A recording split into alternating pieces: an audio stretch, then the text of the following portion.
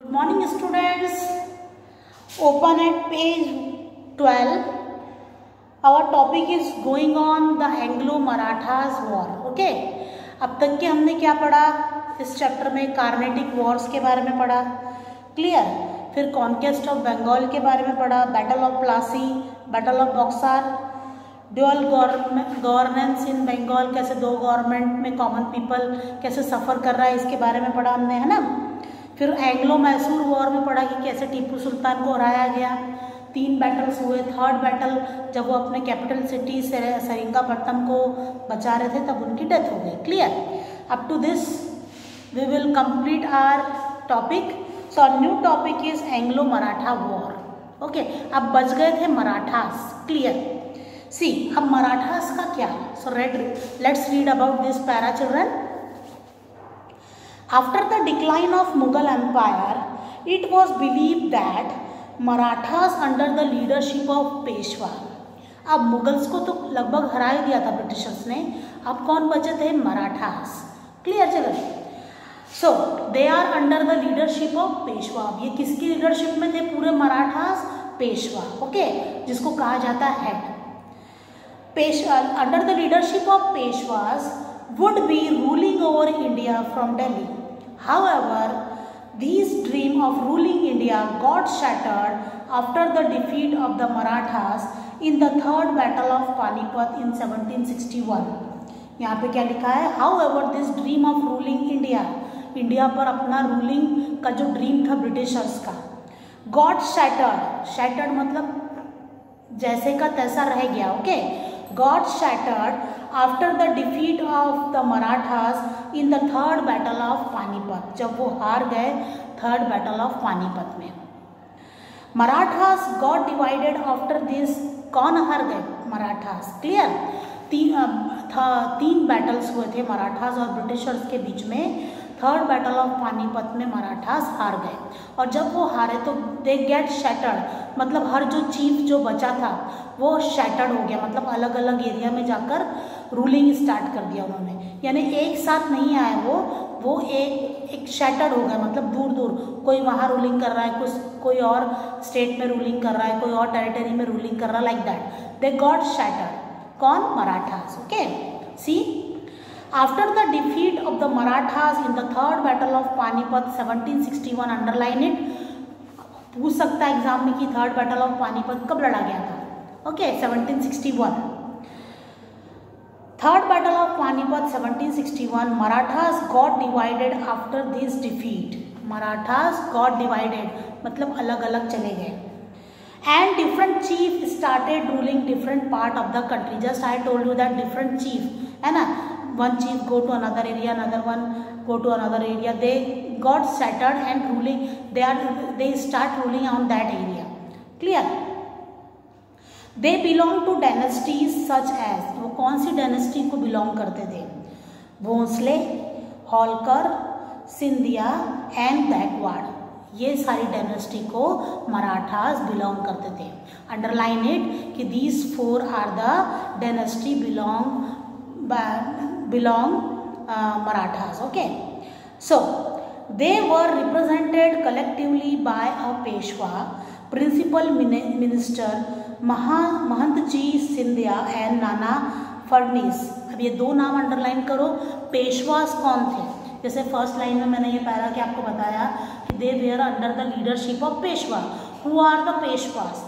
These are the Peshwas. The name is Mahadji Sindhia and Nana Fadnis. These 2 are the chief minister of Marathas. Were the 2 most famous Peshwa in the later half of the 18th century. ये 2 famous Peshwas थे, clear, जो chief minister थे Maratha group के, Maratha rulers के, okay. Now like the rulers of Mysore, जैसे मैसूर के साथ हुआ, rulers of Mysore was the rulers of Mysore, Tipu Sultan and Hyder Ali, okay। Like the rulers of Mysore, the Marathas were very powerful and were able to resist the attack from East India Company for a very long time. It took 3 wars for the British to finally defeat the Marathas in the final war 1817 to 1819. The Marathas' power was crushed and the East India Company emerged as the unchallenged rulers over the vast territory of India. Again I repeat this para. Like rulers of Mysore, जैसे मैसूर को rulers को उन्होंने defeat किया था. The Marathas were very powerful. Marathas भी like Mysore सुल्तान, बहुत powerful थे children. And were able to resist the attack from the East India Company. और वो चैलेंज कर सकते थे ईस्ट इंडिया कंपनी को, पावर को, और उन्होंने चैलेंज भी किया for a very long time. लंबे समय तक उन्होंने उनसे लड़ाइयाँ करी. क्लियर. इट टुक 3 wars, 3 लड़ाइयाँ हुई उनके बीच में. For the British to finally defeated the Marathas, लेकिन आखिरी में ब्रिटिश की जीत हुई. British finally defeated the Marathas.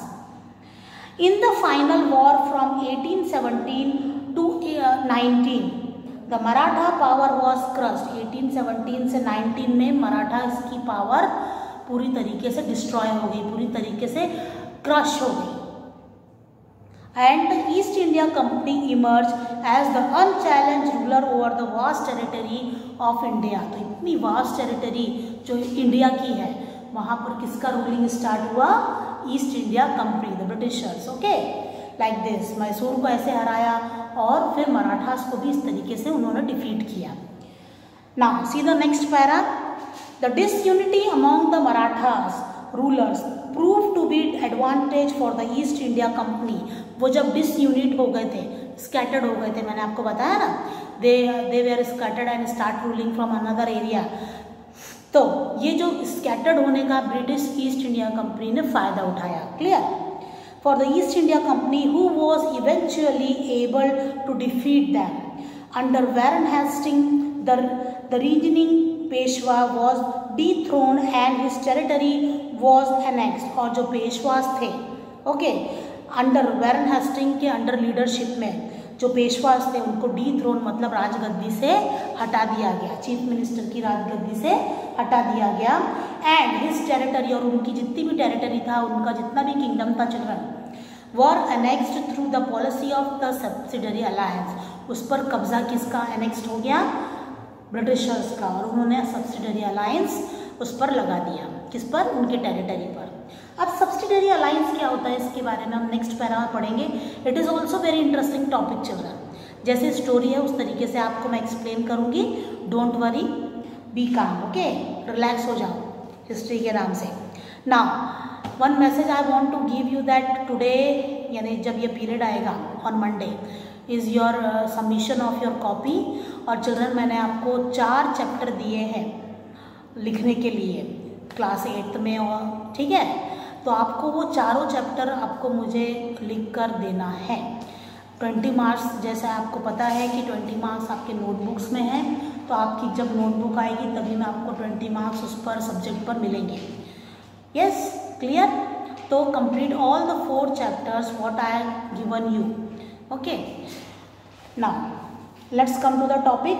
Expansion of the British rule in India. British rules कैसे एक्सपांड हुआ? Expand means what? कैसे फैला? Clear. The British who had enter India as a trading company now sought political power to maximise their profit through trade. Now keep your book in front of you children. बहुत important topics आने वाले हैं, तो always keep your book in front of you. Okay, see again I start. The British who had enter India as a trading company. जैसे मैंने आपको बताया था कि ब्रिटिश एंटर कैसे किए थे? As for the trading company. Now sought political power to maximise their profit through trade. Now when they see that there much gain in India, so they enter India and start political power in our India. Okay, so to succeed in their endeavor for political power, the British ruthlessly follow an ideology and military strategy to consolidate and expand their empire in India. The trade contacts slowly gave away to British authority in India. So जब वो उनको political power मिली तो उन्होंने कैसे ideologies, कैसे strategies, हथकंडे जिसको बोलते हैं ना, आइडियाज़ कैसे लगाए उन्होंने, और किस तरीके से और बाकी टेरिटरीज पर उन्होंने कब्जा किया। Okay, so let's talk about our first topic, subsidiary alliance. तो सब्सिडरी अलायंस क्या होता है, क्लियर? अभी तक हमने क्या पढ़ा ये पैरा में कि ब्रिटिश आए थे ट्रेड करने, लेकिन उन्होंने स्टार्ट रूलिंग पावर कर दिया है ना। अपनी पॉलिटिकल पावर को मजबूत करने के लिए उन्होंने कई सारे आइडियोलॉजी, कई सारे स्ट्रेटजीज अपनाए। तो अब उन स्ट्रेटजीज के बारे में हम पढ़ेंगे, clear?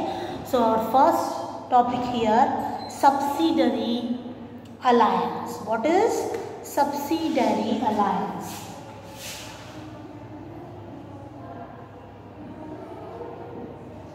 Subsidiary alliance, very important topic. Clear children? So I told you about what is subsidiary alliance.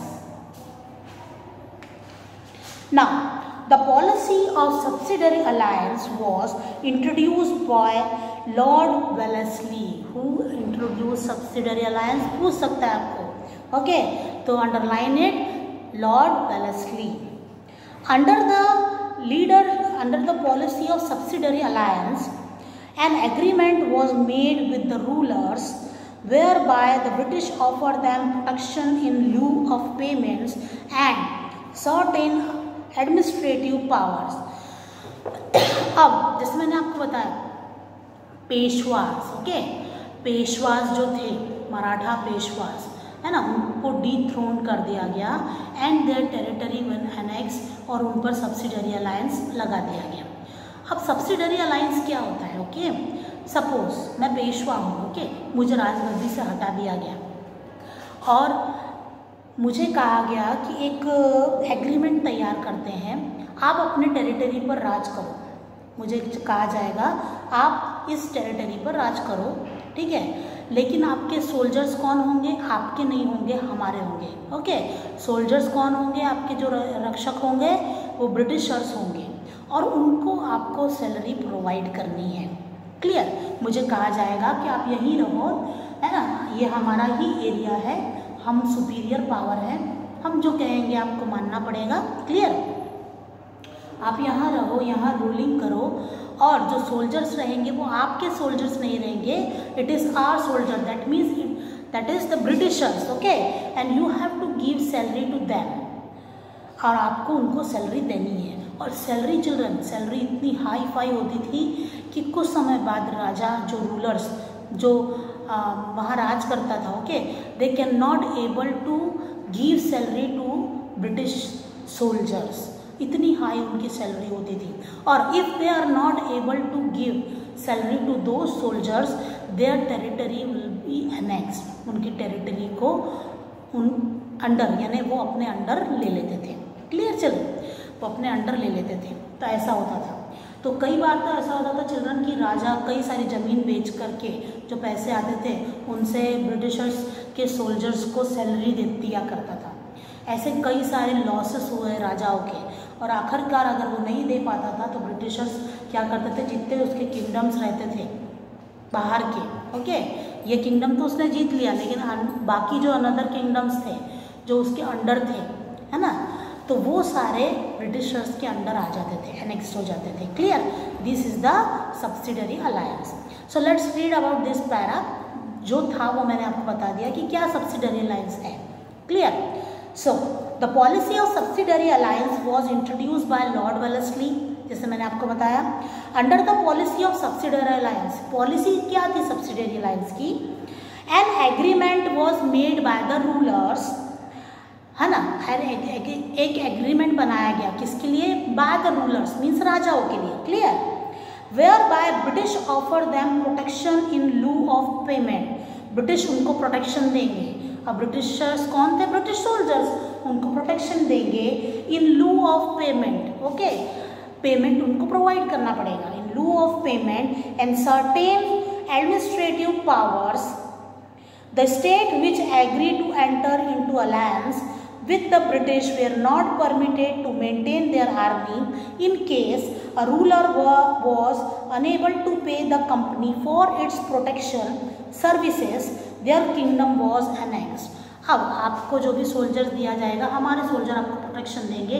If you are not able to pay salary to them, your territory will be annexed. आपकी territory पर कब्जा, जो भी territory होगी उस पर कब्जा, सारी टेरिटरी पर कब्जा हमारा हो जाएगा। Clear? This is the subsidiary alliance. Now doctrine of lapse. What is doctrine of lapse? It is also very interesting topic. Doctrine of lapse.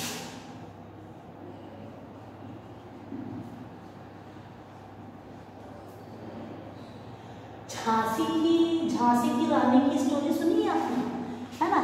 क्या बताया था मणिकर्णिका में, है ना, कि उसका एक एडॉप्टेड सन रहता है। ठीक है, वो एडॉप्टेड सन को ब्रिटिशर्स एक्सेप्ट नहीं करते as the heir of their territory, है ना। वो राजगद्दी का हायर मतलब उत्तराधिकारी जो बोलते हैं जिसको, है ना, वो ब्रिटिशर्स एक्सेप्ट नहीं करते और बदले में क्या बोलते हैं कि तुम्हारा तो अडॉप्टेड सन है, तुम्हारा रियल सन नहीं है, तो तुम्हारी टेरिटरी किसके अंडर आएगी? ब्रिटिशर्स की आएगी। This is the subsidiary, sorry, this is the doctrine of lapse. Understood children? If you understood the topic you can write it in your own words in your exam. ये जरूरी नहीं है कि बिल्कुल आपको जैसे मैंने लिखाया है वैसा ही आप लिखोगे। ओके, आपको जैसा समझ में आता है you have to write in your own words. So I tell you what is doctrine of lapse. समझ में तो आ गया होगा।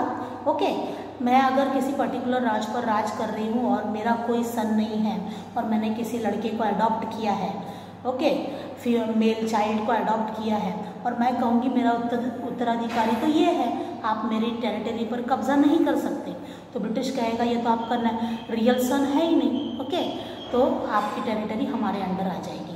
तो इसलिए झांसी की रानी ने लड़ाई करी थी कि मैं अपनी झांसी नहीं दूंगी और आखिरी में ओके डिफीट हो गया था, यानी वो मारी गई थी, लेकिन बहुत बहादुरी से लड़ी गई थी, इसलिए तो उसको झांसी की रानी कहा जाता था। Okay, so let's start this topic. In 1848 Lord Dalhousie came to India. 1848 में Dalhousie came to India as the governor general. Governor general थे। He initiated the doctrine of lapse. उन्होंने एक पॉलिसी लगाई। अब चिल्ड्रन, ब्रिटिशर्स को इंडिया पर कब्जा करने का अलग अलग तरीका चाहिए था। उन्होंने सब्सिडरी अलायंस लगाया, बहुत हाई सैलरी रखी अपने सोल्जर की ताकि राजा लोग पे ना कर पाए और आखिरकार में टेरिटरी बिना लड़े हमारे अंडर आ जाए। क्लियर? फिर दूसरा आइडिया था उनका डॉक्ट्रिन ऑफ लैप्स कि सन ही नहीं है तो राज कैसे करोगे, हमको दे दो आपकी टेरिटरी। तो इस तरीके से उन्होंने कई एरिया पर ये सारी चीज़ें, ये सारी स्ट्रेटजीज को अपना करके उन्होंने अपने इंडिया में रूलिंग स्टार्ट की। Clear? So start this topic. He initiated the doctrine of lapse, which was an effective tool to expand the territory. एक effective tool था उनका, मतलब एक effective strategies थी उनकी, है ना, to annex the territory of India. Okay. The doctrine of lapse stated that if a ruler died, है ना, ruler died, अगर मैं मर गई, okay, with a natural heir, और मेरा natural heir है, मेरा real son है, his state would be annexed by the British. Okay, sorry, ये स्टेटमेंट पढ़ने में गलती हो गई। Listen, the doctrine of lapse stated that if a ruler died without a natural heir, और मेरा कोई नेचुरल हायर नहीं है, ओके, मेरा बेटा नहीं है, his state would be annex, तो उसकी जो भी स्टेट है वो किसके अंडर आएगी? Britishers. Would be annex by the British government. The state would also not go to the adopted son. State adopted son को accept नहीं करेगी। Which state? East India only. Okay. The state would also not to go to adopted son in case the ruler had adopted a successor. Many Indian states such as Jhansi, Nagpur, Satara were annexed through the British policy of doctrine of lapse. तो झांसी, नागपुर और सतारा को इस तरीके से उन्होंने अपने कब्जे में लिया था। क्लियर? ये आइडियाज़ लगा करके। ओके, अब अपना नेक्स्ट टॉपिक है कॉन्क्वेस्ट ऑफ सिन। ये हम नेक्स्ट क्लास में पढ़ेंगे। आज का क्लास जरूर आप पैरा पढ़ोगे, इंटरेस्टिंग है चिल्ड्रन। क्लियर? सो तब तक के लिए bye bye, have a good day.